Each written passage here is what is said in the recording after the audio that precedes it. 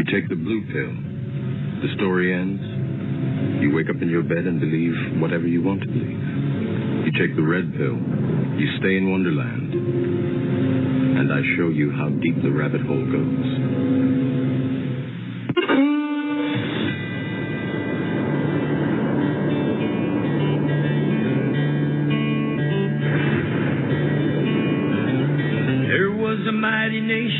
Blessed above all of creation, it was a rare and precious pearl. Conceived in faith and liberty, home of the brave, land of the free, it was the envy of the world. But this shining city on a hill has turned from the Creator's will and let evil take control. Now the reckless men who lead them want to strip away their freedom and to steal their very soul. Now it's smoke and mirrors, switching bait, criticize and confiscate and let the guilty walk away. In this once righteous, godly nation, in the halls of education, they forbid a child to pray. They say we need to spread the wealth. They pretend to guard the health of the feeble and the poor. While the hand they hold behind their back confuses and conceals the fact that the wolf is at the door. There's an unseen hand.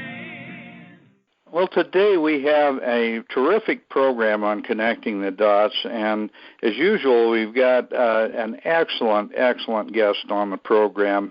Paul Dreesen is a really good friend and someone who has been on our radio programs before.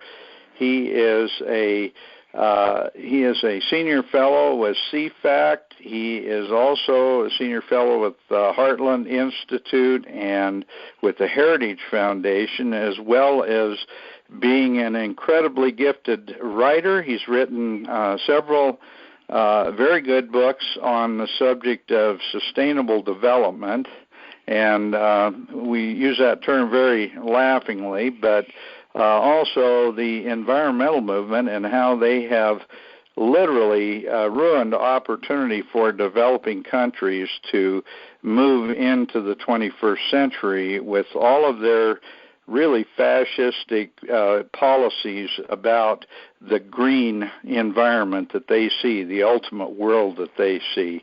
Paul, welcome to the radio program. I always look forward to these conversations because you are one person that really stands out as being someone that doesn't put up with a lot of crap and has a tendency to be very, very outspoken about what's going on in the world. Paul, welcome to the program. Thank you for having me, Dan. I'm not sure those are compliments, or certain people will take them as certainly criticism of my forthrightness, because they don't like to hear what I say.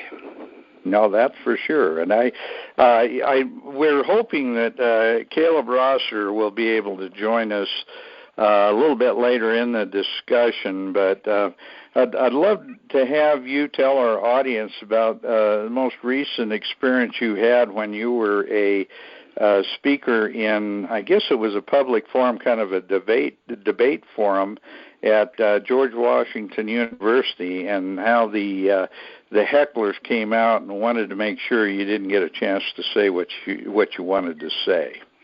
Yeah, actually it was Georgetown University. Oh, I'm sorry, Georgetown. Catholic University of sorts. Mm-hmm.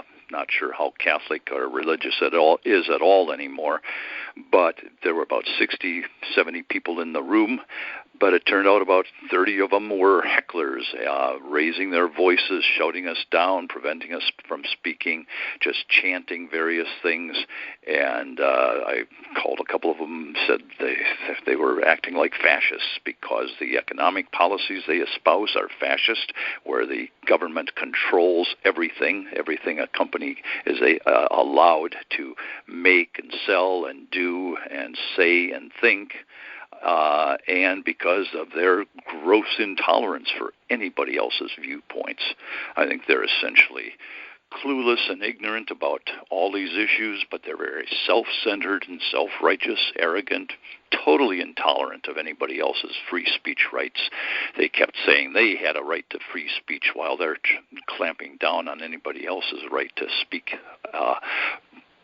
bring out some facts, some points that might actually change their viewpoints about some of these topics of climate change and climate crisis, and also about the supposed renewable, sustainable alternatives to fossil fuels that they espouse, which are not at all free, renewable, eco-friendly, sustainable, or ethical.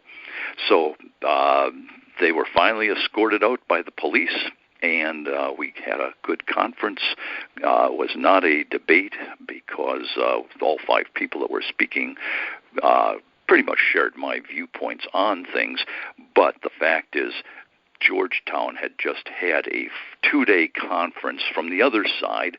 The Democrats had 2-day conferences with CNN and MSNBC. They'd ruled the day up on Capitol Hill. They pretty much ruled the mainstream and social media. They certainly ruled the college campuses, but they could not tolerate having a 2-hour discussion of differing points of view on the Georgetown campus. So again, to me, this is rank fascism, and I worry about the future of the country if these kinds of people take it over. Well, Paul, I noticed, too, that now the sustainable development crowd are coming out of the woodwork, and they're imposing their views on the UN and all these other groups. Of course, we know this is all orchestrated. The power centers are the ones that are creating this situation, and they use their useful idiots that are more than happy to pick up on any of this anti-establishment stuff, because that, in fact, really does represent what people really, I guess the average person in the world right now is seeing. I would call it I don't know, the best term for it, I guess, is a dissolution of civil society. And we've got all these young people and all these people running around promoting fascism, promoting communism, promoting all the things that are antithetical to what our Constitution and what our limited government system was intended to do. And they have the forum because the controlled media, we refer to as the lamestream media, is doing exactly their bidding and promoting the same principles, the same communist, fascist, whatever you want to call it, principles that these folks are promoting. And so we've got a very lopsided discussion going on right now, and they not only are intolerant, they refuse to allow people like yourselves and like me to stand up and speak an opposing opinion. And that is the exact opposite of what our whole system of government was predicated on. Right, and we're not only prevented from expressing different opinions. We're prevented from presenting facts about these things. They make all these assertions about a climate crisis, but they allow nothing to get in the way in terms of facts about temperatures and sea level rise and carbon versus carbon dioxide, tornadoes and hurricanes and so forth. I would say, though, that they're not exactly imposing their views on the UN or the World Bank or any of these international agencies and organizations. They are those agencies and organizations. Right. They are in cahoots with the UN and the UNIPCC. They are working together to push one narrative and shut down all other narratives, all other facts. They just they really believe their beliefs and ideologies and feelings are more important than actual discussion of the facts about hurricanes or tornadoes or anything along those lines. And then they're coming along and saying, based on this supposed climate crisis, man-made climate crisis, we are supposed to get rid of the fossil fuels that provide 80% of all the energy we use in the United States and worldwide, and replace it with what they claim are clean, free, renewable, sustainable, eco-friendly alternative energies. And the key point I would make and do whenever I have the opportunity and I'm not being shut down and shouted down is this: wind and sunshine may be free, clean, renewable, sustainable, and eco-friendly. However, the technologies, the lands, the raw materials that are required to harness this very dilute, widely dispersed, intermittent, unreliable, weather-dependent, and expensive energy so that we can use that energy to benefit humanity are absolutely not free, clean, renewable, sustainable, eco-friendly, or ethical. And in fact, those supposedly eco-friendly alternatives to fossil fuels cause far more environmental damage than any of the fossil fuel energy sources that those alternatives would supposedly replace. This is something else that the environmentalists absolutely do not want to talk about. It completely undermines their entire narrative. The climate crisis is phony, and the alternative energy replacements are phony.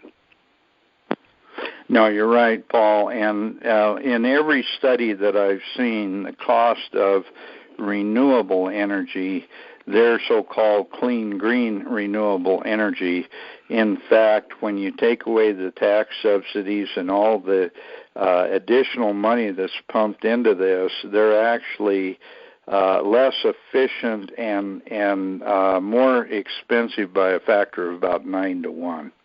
Yeah, and that's just the economics and the tax subsidies. I'm talking also about the environmental impacts, and we can go into that, whether it's biofuels or it's solar or it's wind energy, it's battery power. The environmental impacts are monumental.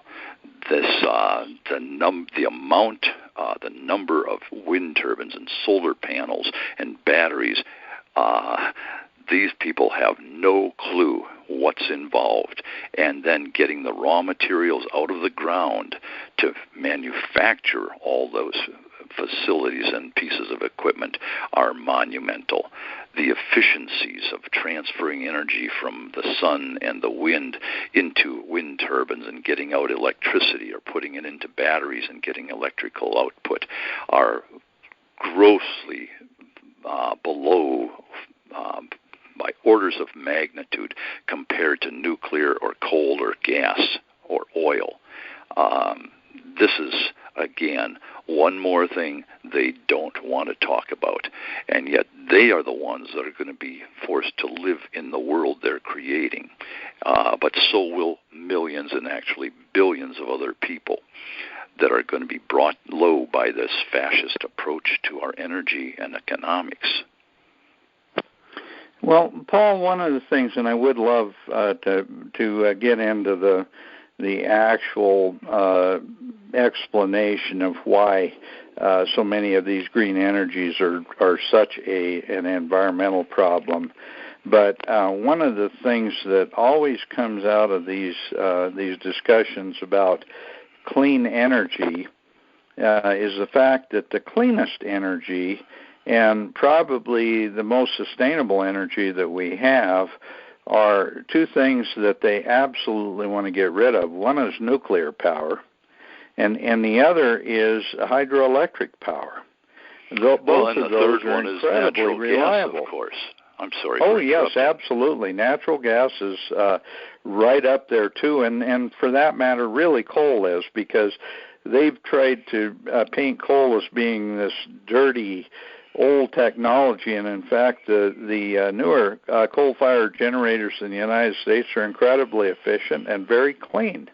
Yeah, and that's why what they're trying to do now is paint the one emission from most of these modern coal-fired power plants as a dangerous pollutant, and that is carbon dioxide, the same gas that we exhale when we breathe, that all animals exhale when they breathe, that plants require for growing, and the more carbon dioxide in the atmosphere, the faster and better plants grow, whether they're crops or forests or grasslands or aquatic plant life. They all do better with more carbon dioxide. But these people, these basically morons and fascists to me, are insisting that the carbon dioxide that comes out of a natural gas or coal-fired power plant or any other source that uses fossil fuels is somehow a dangerous pollutant. So this is just one more of the lies they get away with. And yet, when you look at it, here they are. They're demanding that the United States eliminate its fossil fuel use and its carbon dioxide emissions within the next 10, 20 years. Look at what's gone on just in the last decade, roughly 8 years. The United States actually reduced its carbon dioxide emissions by 12%. Between 2000 and 2017, and a lot of that is because of the switch to natural gas. At the same time, India's emissions of carbon dioxide went up by 140%, and China's went up almost 200%. In other developing countries, you see the same thing. Plant fertilizing carbon dioxide emissions went way up. And that means even if we totally eliminate all U.S. fossil fuel use, it would do absolutely nothing to reduce global carbon dioxide emissions or atmospheric carbon dioxide concentrations. And of course, it doesn't matter for climate change because carbon dioxide is not causing climate change. Climate change is ruled by the sun above all, and cosmic rays in the shape of our orbit around the sun and in among other planets, oceanic changes in the currents and so forth, hundreds of different powerful natural forces that completely overwhelm any influence carbon dioxide might have on the fluctuations in Earth's climate. Right. And incidentally, you mentioned how carbon dioxide makes plants thrive. When plants thrive, our oxygen levels go up as well because they produce the oxygen that we breathe. And so it is a mutually beneficial cycle for carbon dioxide to be plentiful. And in fact, in greenhouses, they increase the carbon dioxide in the air because the plants grow so much better and they use so much less water. Right. The plants become more drought tolerant when the carbon dioxide levels go up, and that's simply because the little stomata in the leaves don't have to open as far in order to absorb the carbon dioxide they need. If they don't have to open so far, then the water inside the plant's leaves doesn't get out as easily, so they retain the water better and can make it through prolonged periods of lower rainfall and atmospheric moisture. So it's a win-win proposition all around. But the environmentalists, the climate alarmists, the UN, and the Democrats basically refuse to acknowledge any of this. Yeah, They're they scared do. to death, basically, to have a discussion or a debate because they would get pulverized, and that's why they're shutting us down. But in the process, they are imposing on us energy and economic policies that would destroy the United States and the planet, destroy our jobs and living standards, all in the name of preventing a crisis that doesn't exist and certainly has nothing to do with human fossil fuel use. Well, and Paul, one of the things that we see repeatedly in all these demonstrations and all the things that are going on is an attack on capitalism. They want to destroy capitalism, and they want to promote socialism and, quite frankly, communism. So the communist countries and the socialist countries like communist China and India and, Venezuela and a lot of countries, including the Russia, which, really is still a communist country, whether they want to admit it or not, they get a free pass. And all the attacks are on capitalism and not on the countries that are actually doing the majority of the polluting. I think Communist China, if I'm not wrong on this, and you tell me if I'm wrong on it, but they are the number one polluter now in the world by quite a large factor, and the United States, as you say, has been reducing its use of fossil fuels and also its carbon footprint. Yeah, let's not confuse terms in terms of pollution, though. They want us to think carbon dioxide is pollution, which it is not.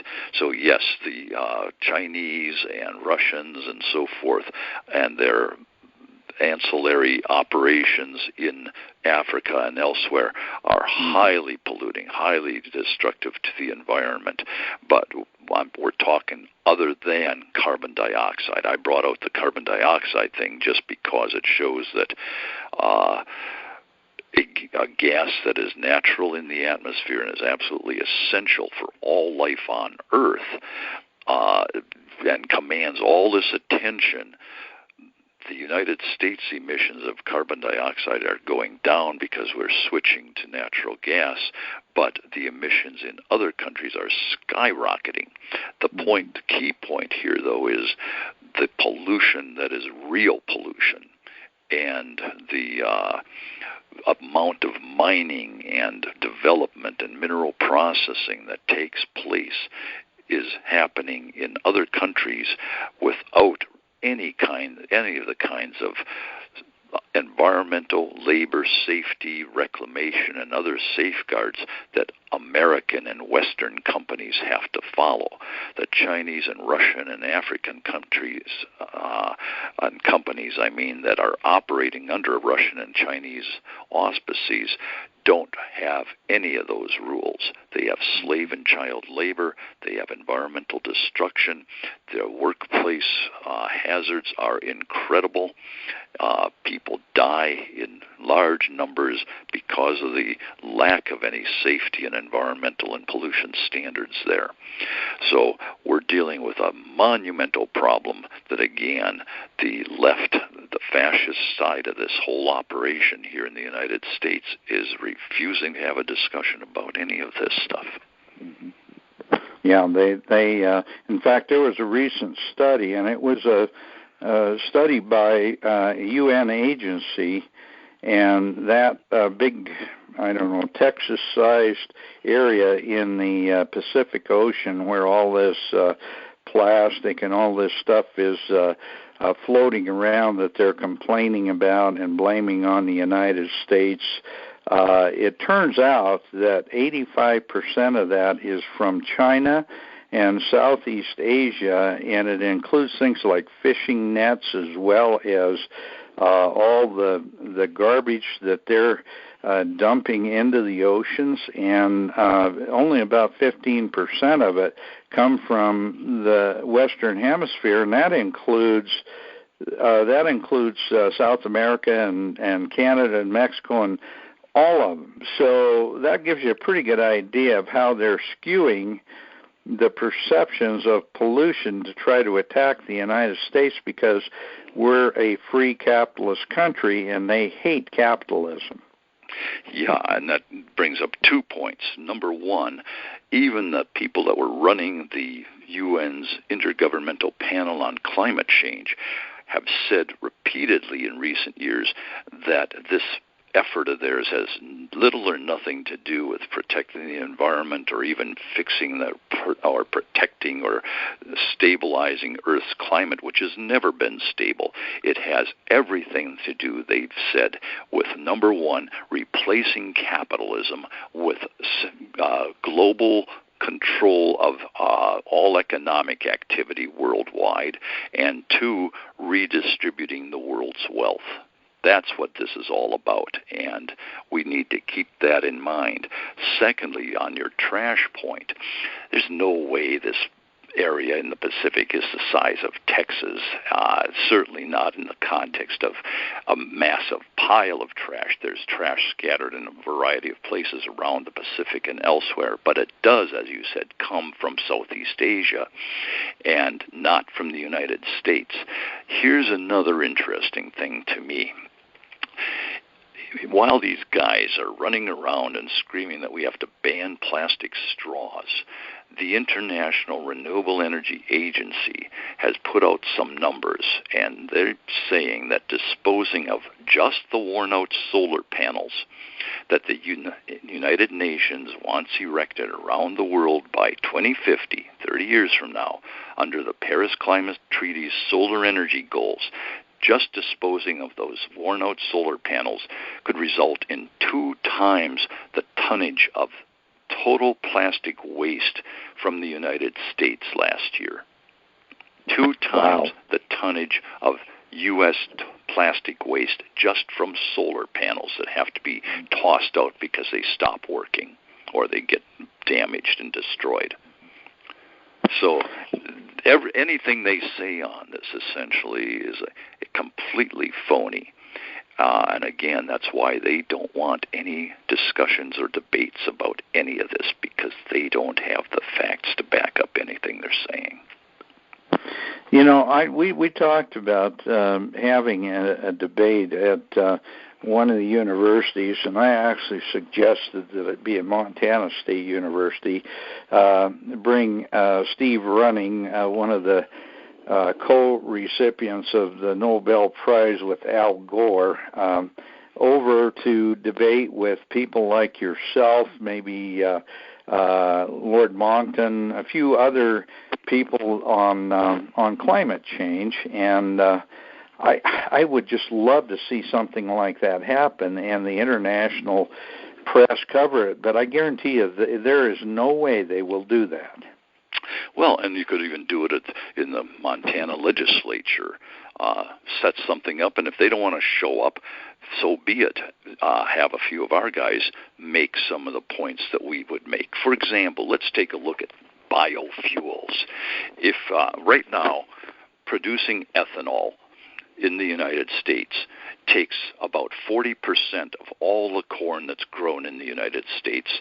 It's grown on cropland about the size of Iowa, and it displaces about 10% of America's gasoline. In order to grow it and process it, you're using enormous amounts of water and pesticides and fertilizers and even fossil fuels, natural gas, gasoline, and diesel.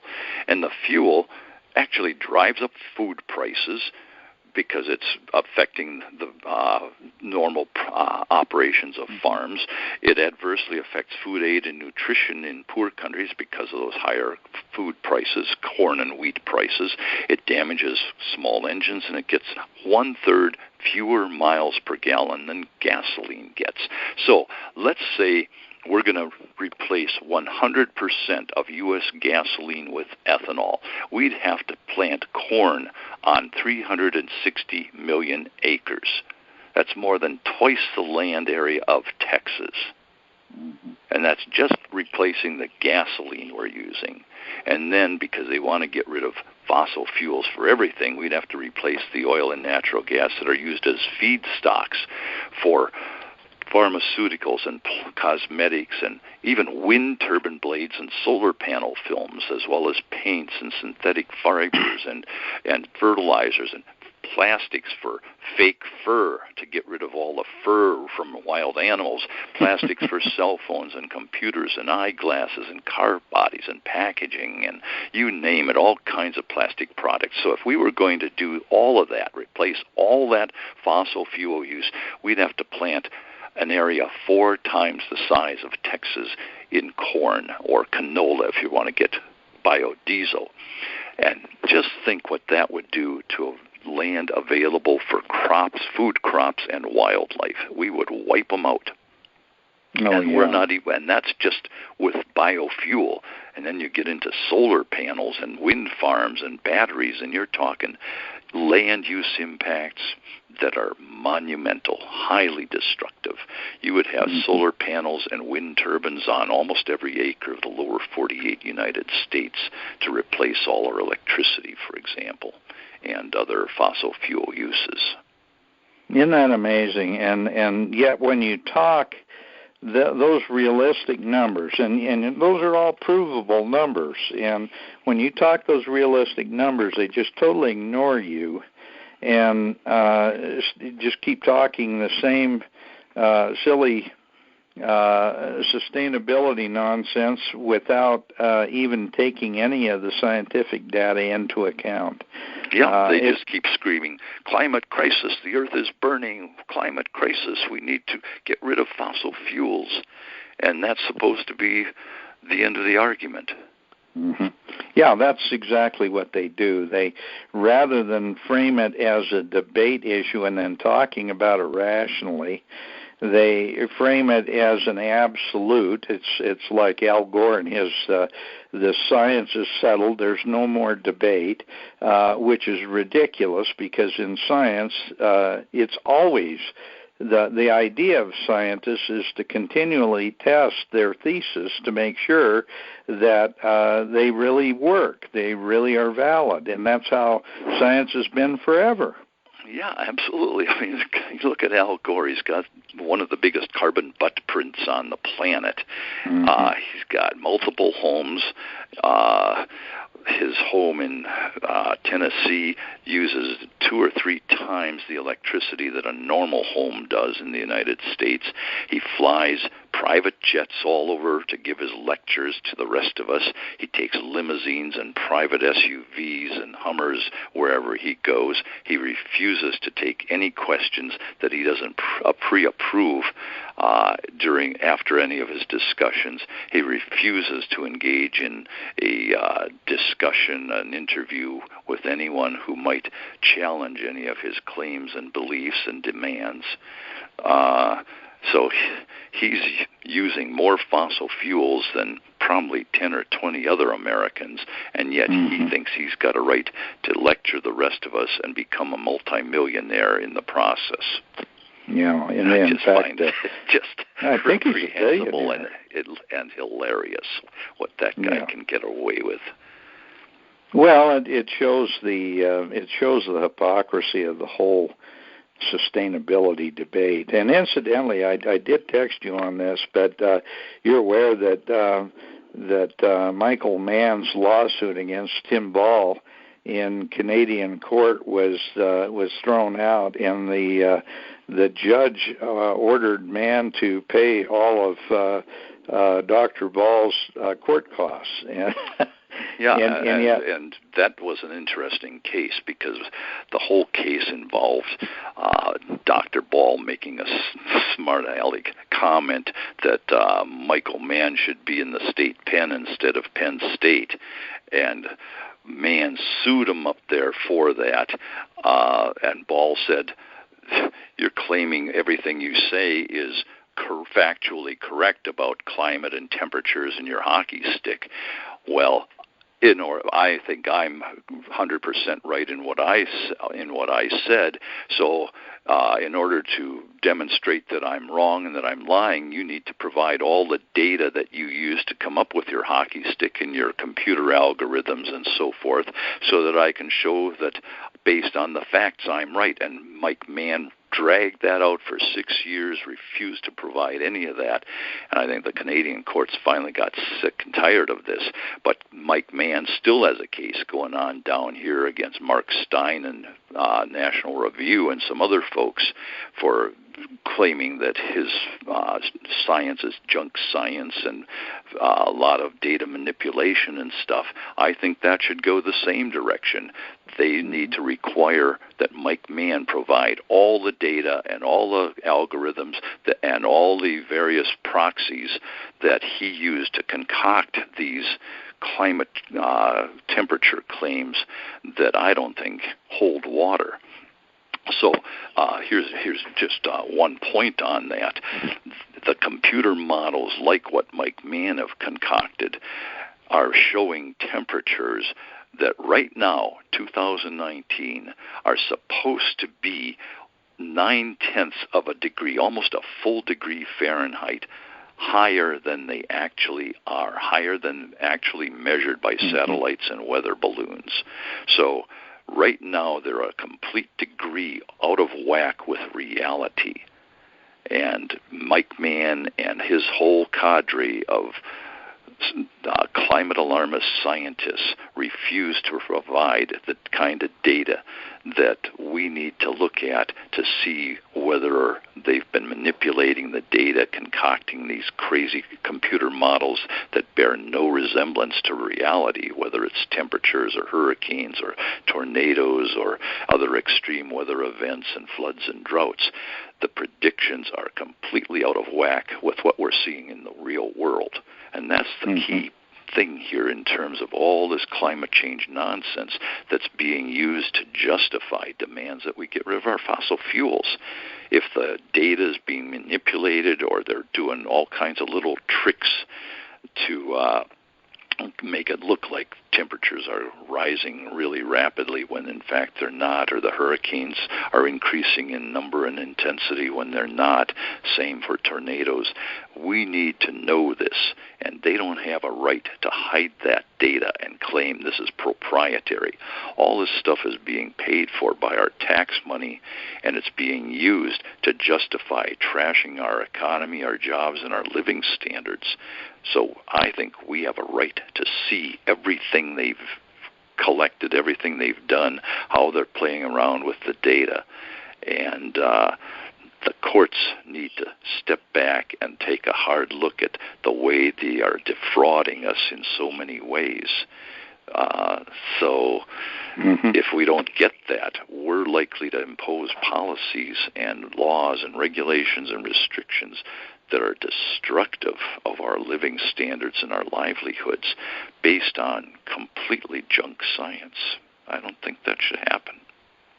No, it shouldn't. And, the fact is that one of the things that is part of UN Agenda 21 that people don't really want to deal with. In fact, they gloss over it and try to pretend that it doesn't exist. But it's been repeated in their writings a number of times, and that is that they think the ultimate world's sustainable human population is something less than 1 billion people. And, people say, well, why would they want to destroy our food supply? Why would they want to reduce our environment, our ability to thrive as a country and as a world? And why would they want to reduce all the the modern inventions that make life so much better and so much easier?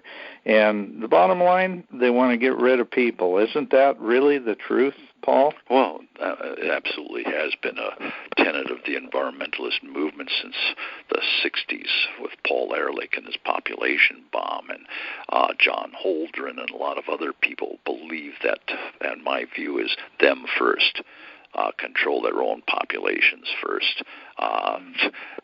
take a cyanide capsule, whatever the heck you want to do, but don't tell the rest of us how we need to live our lives, especially when so much of this seems to be based on data manipulation and all kinds of other crazy claims that have no basis in reality, and on computer models that have never been verified against actual data. The models are completely out of whack, and as I suggested, it appears that, and certainly a lot of scientists have questioned the data and algorithms and methodologies being employed by these various climate scientists to come up with these assertions that we face a man-made climate crisis, when what they're talking about just isn't happening out there. Let me just give you one example, which is the hurricanes. We've had far fewer hurricanes in the last half century than we did in the previous half century, and we actually went from October of 2005 until August of 2017, almost 12 years without a single Category 3 to 5 hurricane hitting the U.S. mainland. That had never happened before. Previous record was 9 years without such a hurricane, and that record was set in the 1860s. And if you look at tornadoes, same thing. We had far more violent F4, F5 tornadoes back in the stretch from 1950 to 1984 than we did over the next 34 years. And last year, 2018, we didn't have one single violent tornado touching down anywhere in the United States. That's the first time in recorded history that ever happened. Those are two of the most fundamental claims of the environmentalist and climate alarm crowd, and about increasing numbers and intensity of hurricanes and tornadoes, and they're both completely false. But I would add, too, if carbon dioxide is causing climate change and extreme weather, then we have to thank carbon dioxide for reducing the number of hurricanes and tornadoes hitting the United States, it seems to me. That's only logical. But they won't buy into that. That's absolutely right. But they don't want to talk about that, do they? No, absolutely not. Mm-hmm. Well, I'd love to, your book, Eco-Imperialism, to me, I mean, that was a breath of fresh air in a world of the goofy sustainability movement talking about how they're going to save the world and they're going to make life so much better for all these poor people around the world. All they want to do is take our wealth and hand it over to other countries and at the same time reduce their ability to develop their own economic base and their own ability to crawl out from under the Stone Age. And the reality is what the environmental movement is doing is really the exact opposite of what these countries need. That's what your book really was about. Tell our listeners a little bit more about your book and about some of the ideas that the environmental movement is promoting in areas like Africa and underdeveloped countries all over the world.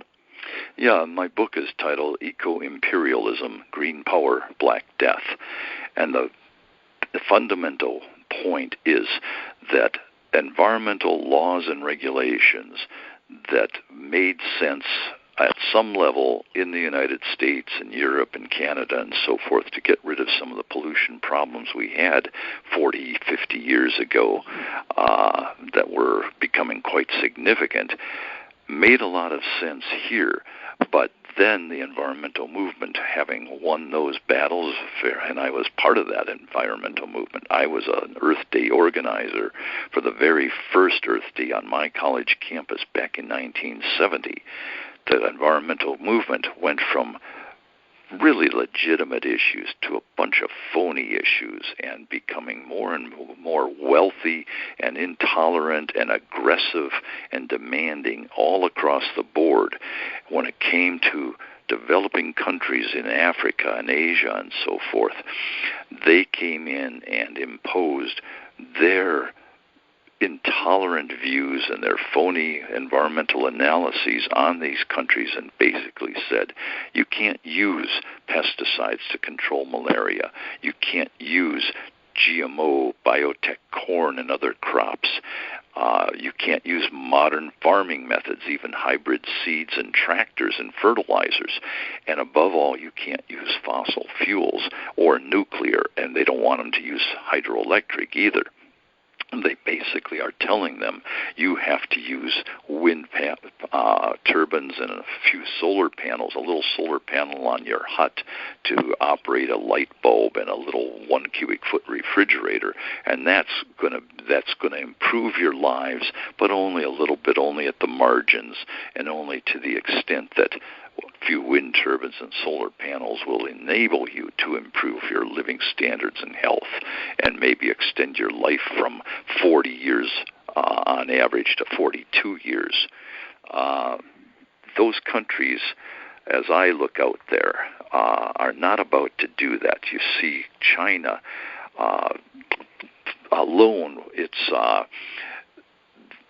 this year's coal-based electricity generation, just what they put online in 2019, will be more coal-fired electricity generation than the entire United States already has operating.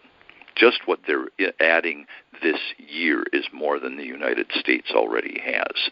And they're starting to build a lot of natural gas power plants. Sure, they're throwing in some wind turbines and solar panels in places where they're doing it for public relations purposes, greenwashing, I would say, or to get some electricity to some of their more remote villages that aren't yet connected to the grid. But India's in the same situation. Around the world, there's well over 1 billion people that never have electricity, and around 3 billion people that only have it a few hours a week at totally unpredictable times, grossly insufficient to provide any semblance of a modern lifestyle and living standards.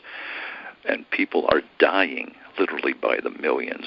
People are burning wood and animal dung and grass in their homes to heat and cook with, and especially the little kids are getting lung diseases and dying in large numbers, and so are the mothers, because they're the ones breathing this stuff all the time. Millions more die from lung and from intestinal diseases that are due to unsafe drinking water and spoiled food. And those are all diseases of poverty and energy deprivation that's being forced on these countries and these families by the global environmentalist movement. I'm still an environmentalist and a conservationist, and I believe in real sustainability, but not this phony stuff that we're seeing across the board, and not in a kind of environmentalism that refuses to have a discussion about any of these issues. Well, Paul, you're right, and I'm in the same position that you are. I always considered myself a strong environmentalist, but it's from the conservationist really side of the equation, and it's understanding, that there are some things we needed to improve on. There were some things we needed to reduce, like the amount of sulfur dioxide, the levels of pollution that were really impacting our environment, and not carbon dioxide, but the real pollution. And so we've always promoted just wise use of our natural resources. And part of the capitalist approach to the world is always improving everything to make it fit an ideal situation where you use less resources and you achieve more. Isn't that really the heart of the capitalist movement? Yeah, absolutely. And whether it's motivated by profits or just a feeling that you could do better, make a better whatever it is, or use fewer raw materials in doing it, less water, I think that's an incremental improvement that we see over and over. Just take a look at beverage cans. They used to be steel cans for beers and sodas, and then they went to aluminum, and over a period of time, the extrusion of aluminum in the new can-making process dramatically reduced the amount of aluminum that's used to make a single beverage can. They dropped the amount of aluminum by over 50% over a period of years, and then they began recycling all these cans. So those are real sustainability initiatives. There are printing processes that use fewer hydrocarbons or no hydrocarbons, and end up with an ink that can be reprocessed. All kinds of things that reduce water usage. Israel has been a leader in the world in recapturing and reusing water, and using far less water in agriculture to produce the same amount of crops. You go to the Arava valley area of Israel, for example, and drip irrigation is allowing them to grow crops in a desert area that gets 1/10 of the rain that we get in New Mexico and Arizona on an annual basis. And yet they're growing crops there in amazing numbers, tomatoes and squashes and figs and dates and bananas, all sorts of things. It's a matter of using what Julian Simon called the ultimate resource, that gray matter between our ears, to be innovative and think these things through and come up with solutions to the problems we face. And if those solutions create some more problems, different problems, then we solve those problems as well. But that same ultimate resource and innovation and thinking needs to go into this demand that we get rid of fossil fuels and replace those fossil fuels with wind and solar power that would be monumentally destructive of our United States and global environment. Well, you mentioned Israel, and I know they're also a leader in desalinization processes that are actually economical. And, they keep talking about how we don't have enough water to be sustainable. And, in fact, most of the planet's covered in water. It just has high salinity. And the reality is that we can do just about anything we want to do if we just use a little of our capability intellectually. And we're such innovators. We need to use more of the innovative side of capitalism and less of that collectivist side of doing absolutely nothing that improves life in the world. Yeah, absolutely. And Israel is exporting its desalination and drip irrigation technologies all around the world. 100%, virtually 100% of all Israel's drinking water comes from desalination plants. A half dozen plants on the Red Sea, Gulf of Aqaba down in the south, and along the Mediterranean, using Mediterranean seawater. They're doing all sorts of other things, recycling nearly 100% of all the household dish and toilet water and bathing water goes back into reprocessing so that it can be used for agriculture and other purposes. They're very careful and very efficient in how they utilize those resources. Lessons for all of us, I think. I go down to our southwest of Phoenix sometimes, and here in the middle of the day they're watering their lawn with fine mist sprays that lose about a third to half of the water before it soaks in and nourishes the plants. There's just a lot of wastage here, and that's where sustainability should come from, not this nonsense that we should get rid of fossil fuels and replace them with literally millions of wind turbines and hundreds of millions of solar panels around the United States. That's what it would take to replace our 3.9 billion megawatts of electricity that we use every year to power this economy, this civilization we have. People just have no clue how many millions of solar panels and wind turbines we're talking about, and 1 billion batteries to back up that power for just 7 windless days. We can go into that in a little bit if you want. But yeah, we're talking I think enormous numbers, and then the metals and concrete required to build and install all of those things, and more transmission lines. It's phenomenal. Yes, it really is. And again, free markets, capitalism, I think free markets are the key to making us that much better and that much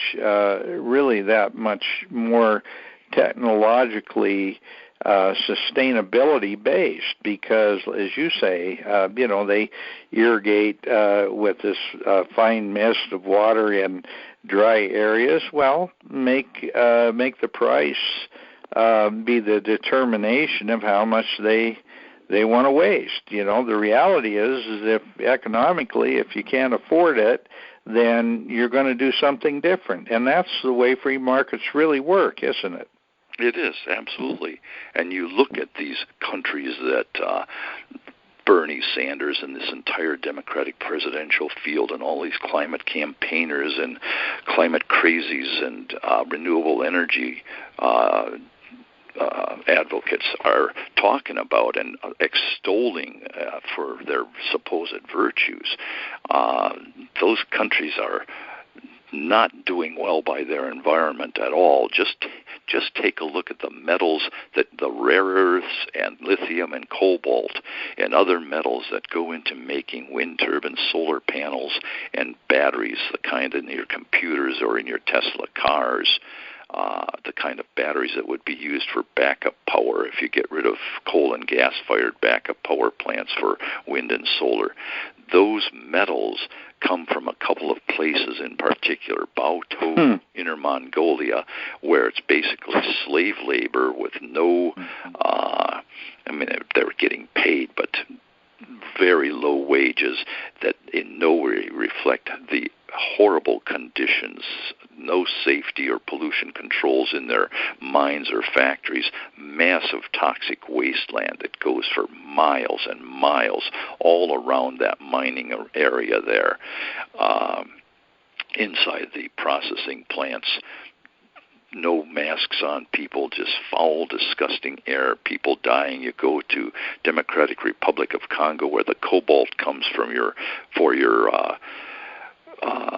computer and other batteries and your Teslas and so forth, and it's slave and child labor. Kids as young as 4 years old, 40,000 of them mining that cobalt. Children, 40,000 children, and then their mothers and fathers down in these filthy, toxic, radioactive mine pits, crawling around in tiny tunnels, which is why they want to have these little 4-year-olds, because they can go in these teeny tiny tunnels that cave in from time to time, and they're exposing their bodies to all these toxics 24/7. This is where our batteries come from, slave and child labor. Do the environmentalists, do any of the presidential candidates on the Democratic side want to talk about this? Absolutely not. Yeah, no, they don't, because the reality is it destroys their socialist controlled economy paradigm, because most of the countries where these excesses are happening, where this child labor and things like that are happening, are countries that are socialist and communist. Well, either that or essentially totalitarian. Totalitarian. I think China's moving from communist, where the state owns all the companies, to sort of a fascist economy where the state just tells the companies what they can do, and that's absolutely contrary to anything I would want or believe in. So we got to go a different route on this, and we've got to end this totalitarian, fascist, anti-discussion, anti-debate approach that we're having jammed down our throats, where the people on the climate alarmist side are combining their own thought control processes on the campuses with Google and Facebook and YouTube and our universities and mainstream media to censor and marginalize and ostracize and shadow ban and electronic book burn, all kinds of contrarian, alternative, differing evidence and perspectives. And they basically want to take us into a very totalitarian system of government, with them in charge, of course, and telling all the rest of us what we can buy, what we can sell, what we can drive, how far we can drive, whether we can even get in an airplane and take a vacation somewhere, and what we can think and say and do, what kind of living standards we're going to be allowed to have. This is where this is going. And, of course, they're going to assume and demand that they be exempted from all these rules that they impose on the rest of us, because they will be the governing and ruling classes and therefore should have special privileges that they already demand. It's a scary thought. It is. And you know, the reality of the control society, we've already got it in Washington, D.C., because Congress, for the most part, is exempted from the rules that they pass for the rest of us. And, you know, they seem to have a double standard on what is lawful and legal and what we're supposed to live with, because if you don't believe that, take a look at what's been happening you know, in our country with people like Hillary Clinton, who can do very unlawful, illegal things, like her servers and all the Spygate stuff that happened as a result of her incompetence, really, and almost, I think it goes beyond incompetence. I think she just has such a haughty attitude about everything the Clintons do, they should be able to get away with, and it shouldn't be a problem. This thing that came up with Epstein and the fact that they had another Arkanside in prison. Gee, I wonder if that had anything to do with Bill Clinton, you know, and the fact that he was on his Lolita Express documented at least 17 times. This is a sort of double standard we have in our country by the ruling class over us, and that's exactly what you're talking about, only under a system of government that is really a totally control grid government. Yeah, we've got to distinguish between what I think is really downright illegal and criminal activity by the Clintons and the deep state and the people that were trying to get Donald Trump and are still trying to get him, versus normal exemptions by Congress from laws that they pass for everybody else. The health care system, for example, Obamacare, they set aside a separate type of health care system for members of Congress and their staffs. This is what they do all the time. They would do the same thing if it comes to electrical power. They don't want to have to live with electricity when it's available instead of when they need it. So they will have power plants that work for them while they demand that the rest of us live under a different kind of electrification system. You know, I grew up 8 miles from the first house in the world that was powered by hydroelectric. And my grandmother always used to tell me, the only good thing about the good old days is that they're gone. So those two facts have stuck with me for a long time. Innovation and creativity and capitalist approaches to things. Even if you don't want to use the word capitalist, use the term free enterprise innovation, working with what actually works and improving our living standards, our health, our longevity. You go back to 1900 and the average American was living to about 47, and now the average American lives into mid to late 70s with far better health and access to technologies that, my goodness, we could never even imagine even 25 years ago. And again, tremendous amount of downsizing and miniaturization, so they use less electricity and fewer raw materials than they used to. All these people that are screaming in the streets to stop climate change are using their computers in their cars and going all over the place by air and other means of transportation that require fossil fuels and electricity. But they're demanding that we get rid of that stuff. they don't think very far, and they're not required to by our educational system, by the professors and teachers in our educational system.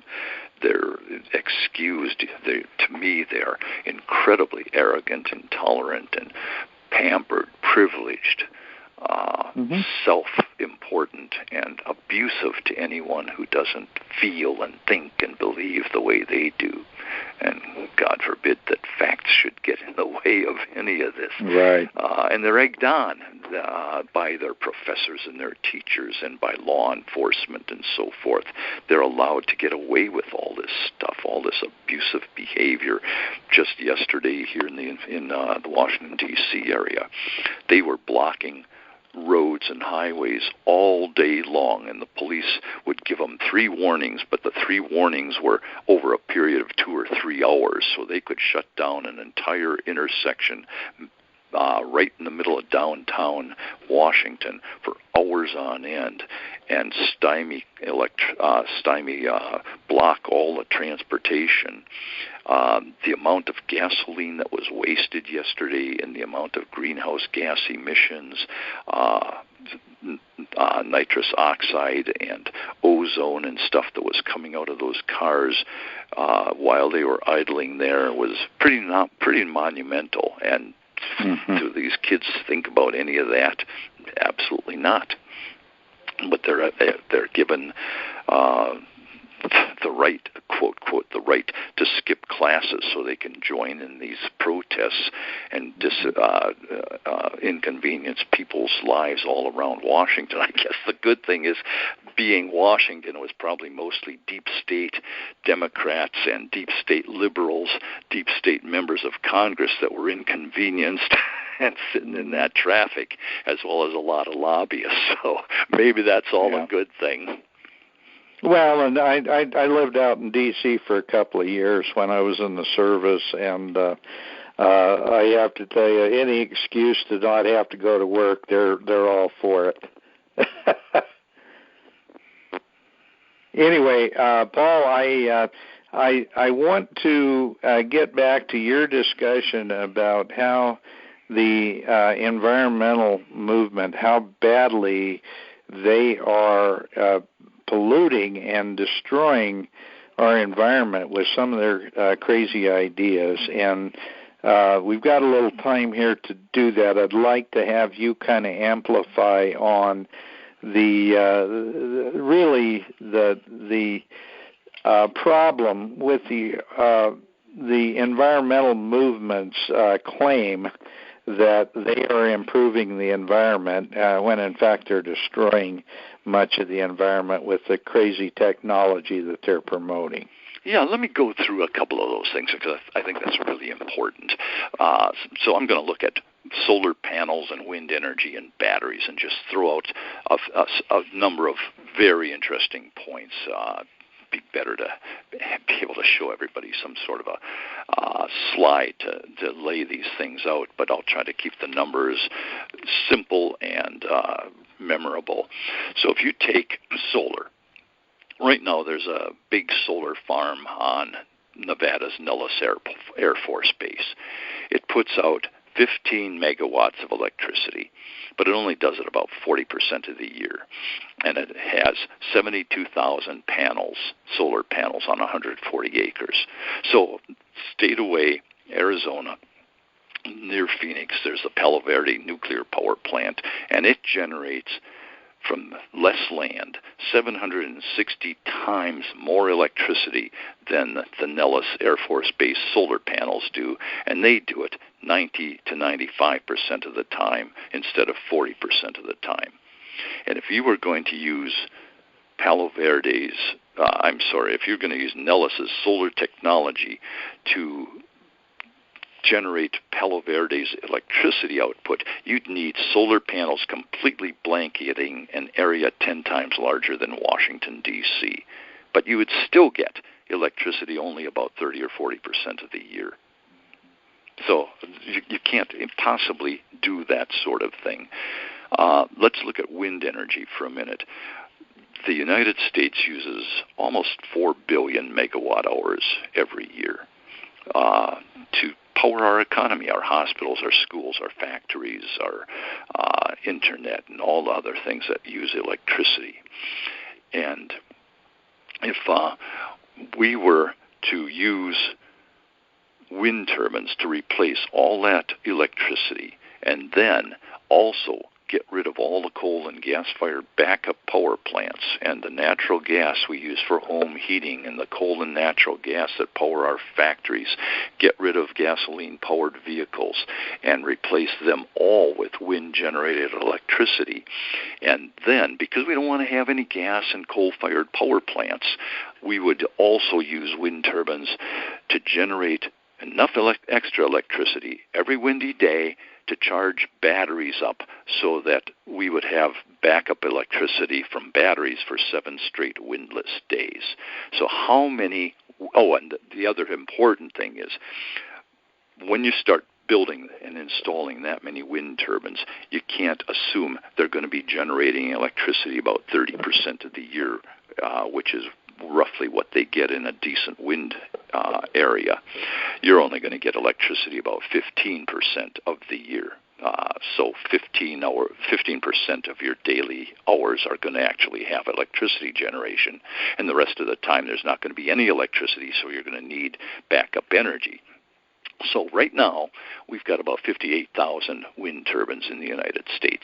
If we're going to get rid of all that coal and gas-fired electricity and all that gasoline and stuff for our vehicles and so forth in our factories, we would need almost 14 million wind turbines, 1.8 megawatt generation for each one of them. And if you're going to have, which you need at least 50 acres of open space for every turbine to give enough room for the wind to blow around and turn the turbine blades, you would need to have 700 million acres covered with wind turbines. That's 10 times the land area of Arizona. So that's amazing. 14 really million is. wind turbines. And then get into manufacturing those wind turbines, and you would need something like 4 billion tons of steel and copper and alloys just for the turbines and the towers, and another 8 billion tons of steel and concrete for the foundations that are buried in the ground and hold up those wind turbines. And then you'd need 4 million tons of rare earth metals. Again, those all come from China, from Baotou, with its horrendous environmental conditions over there, to have motors and magnets and other components. And crazy enough, you'd need 1 billion tons of petroleum-based special composites for the turbine blades. So all of those materials have to be mined and processed and smelted and manufactured somewhere. It probably won't happen in the United States because we would be shutting down whatever we have left of that. And that would mean we'd have to remove hundreds of billions of tons of earth and rock overburden just to get to the ores and process tens of billions of tons of ore to get those metals. So we're talking about massive environmental impacts from the mining and the processing and the installation of all these things. And then if you want to have batteries, how many batteries are you going to need to back up all that electricity that we need for just 7 straight windless days? Be about about 1 billion of these batteries of the kind that are in a Tesla, based on cobalt that comes from child labor in the Democratic Republic of Congo. And so then you have to add in all the extra mining and processing for the metals that go into those batteries. And I haven't even talked about the transmission lines that would have to connect all of these thousands of miles of new transmission lines. And again, this is just for the United States, just United States electricity generation. Do this on a global scale. And I don't know, you're talking maybe 50 million wind turbines, maybe 100 million. Yeah, it's probably. Think of the mining. How many more mines, open pit and other kinds of mines, would we have to establish to get all those raw materials?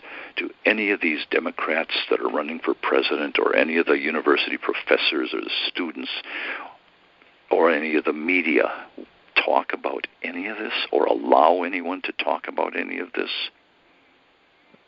Is this the kind of environmental future we really want? Mm-hmm. Well, Paul, I have to tell you that they understand really some of, not all of them. Obviously, as V.I. Lenin referred to useful idiots, there are a number of people that, they just mouth things because they don't have enough common sense to really look at them. But an awful lot of these people really do understand what they're doing, and literally what they want to do is to shut down capitalism in the United States of America and turn us into a third world country, turn us into a third world economy. They hate the fact that we've been prosperous, that we have a market-driven economy, and they want to make sure that they end that. Average Americans need to wake up and realize these people are really deadly serious about turning the United States of America into a third world country, because that's their vision of a controllable, sustainable world. Yeah, for everybody except them. I don't know if you've seen the Hunger Games, but a whole lot of young people have, and so have a whole lot of us adults. I sure found have. it fascinating. And here you've got the capital, which lives very well and high on the hog indeed, while out in the provinces, people live by hand and mouth, basically, very impoverished existences. And this is kind of what they've got in mind. They're special, they're privileged, they're elites, they have more wisdom than the rest of us, and they should be able to tell everybody how to live while they themselves don't have to abide by any of those rules, whether it's the amount of beef they can eat or the air travel they can enjoy, or car driving, or air conditioning. Air conditioning would have to be a thing of the past, but I'd love to have members of Congress living and members of the deep state bureaucracy here in the Washington, D.C. area with our humid, hot, disgusting summers live without air conditioning. My solution for a lot of these folks is only they should have no air conditioning. The rest of us should have air conditioning. Force them not to have it. It would cut down on the number of hours they would want to spend legislating and regulating the rest of our lives. Boy, that's the truth. And I lived out there for a couple of years. I know exactly what you're talking about. The summers are so humid and so hot, it just blisters you.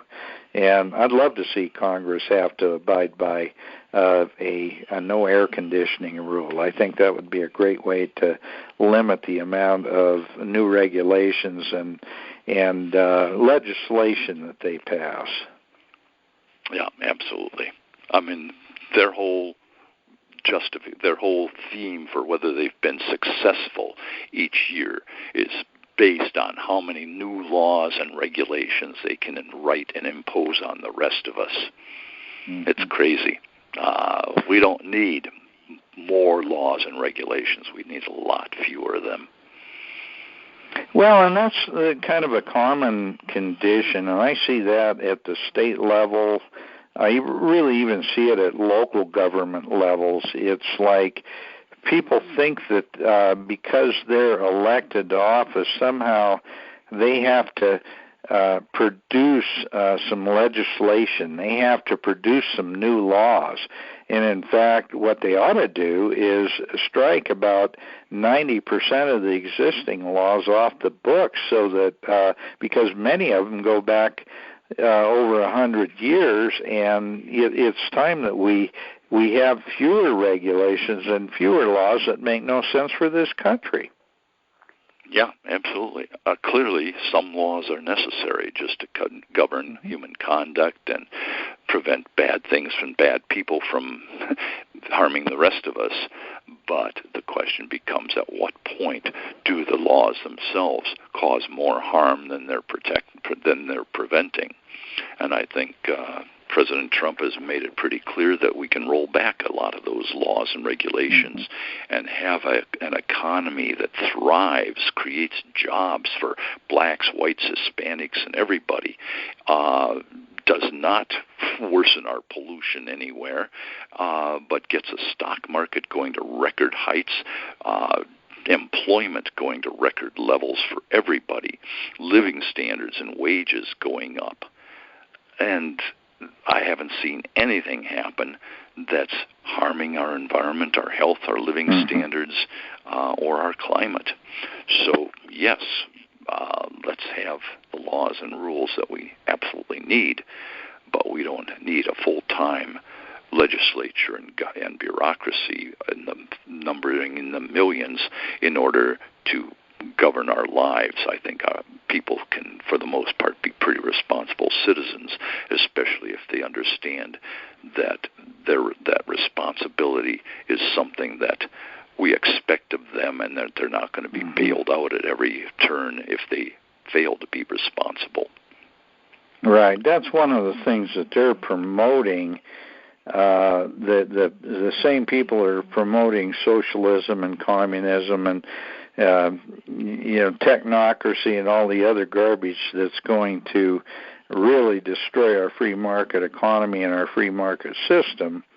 These very same people are the ones that are promoting all these controls over people that make them less responsible, make them less accountable for their own actions, and that's a bit of a problem.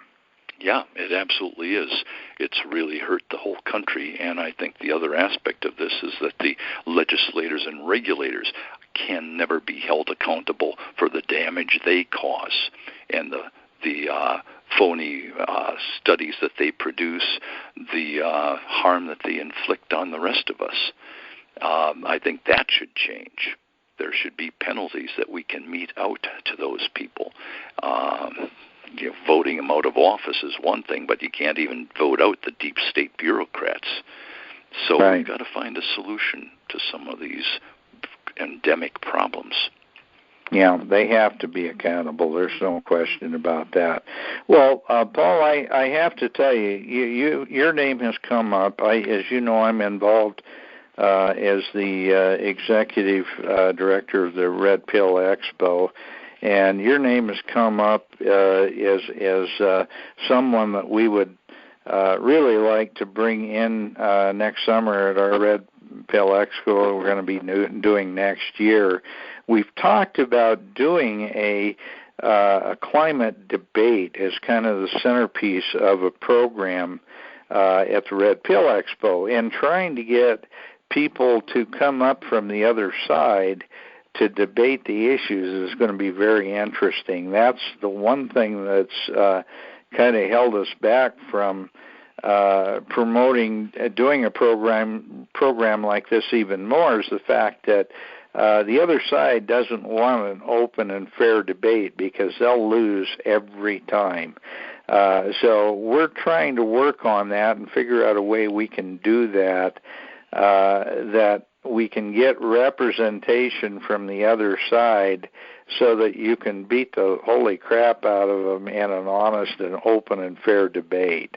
We've got a number of people like yourself that would be perfect for that role. So keep in touch with me and keep posted on that, because I believe that that's in the cards for next summer at our Red Pill event we do next year, as a expose of the climate fraud and what sustainability really means. So keep that on your dance card, Paul.